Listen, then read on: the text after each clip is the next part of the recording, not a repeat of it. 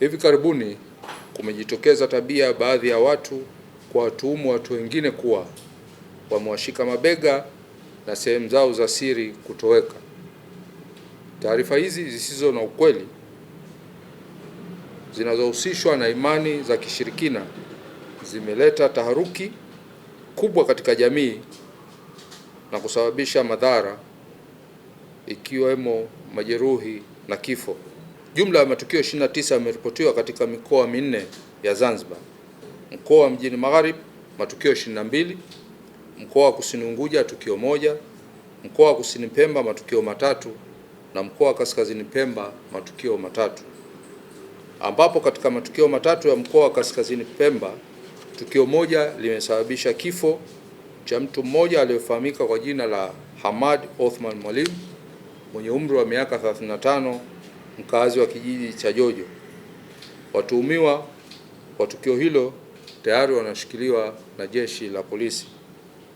Hata hivyo, jeshi la polisi linawashikilia jumla ya watuhumiwa 40 na baadhi yao tayari wamefikishwa mahakamani kujibu tuhuma zinazowakabili. Vile vile, kwa matukio yote hayo yaliyoripotiwa, wahusika waliodai sehemu zao za siri zimepotea walifikishwa hospitali na kufanyiwa uchunguzi na madaktari bingwa na kubainika kuwa sehemu zao za siri zipo na hakuna athari yoyote waliokutwa nayo. Jeshi la polisi linawasihi wananchi kupuuza uvumi huo na kuacha kusambaza taarifa zisizo na ukweli, kwani kufanya hivyo kunaweza kuvuruga amani na utulivu uliopo katika jamii yetu.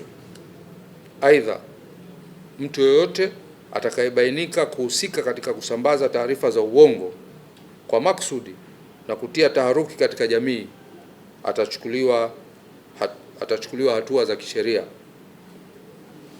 Jeshi la polisi linaendelea kuwasihi wananchi wote kutoa taarifa sahihi pale wanapobaini viashiria vyovyote vya uhalifu na kuacha kuchukua sheria mikononi na kutumia vyanzo rasmi kupata taarifa au habari zilizo sahihi.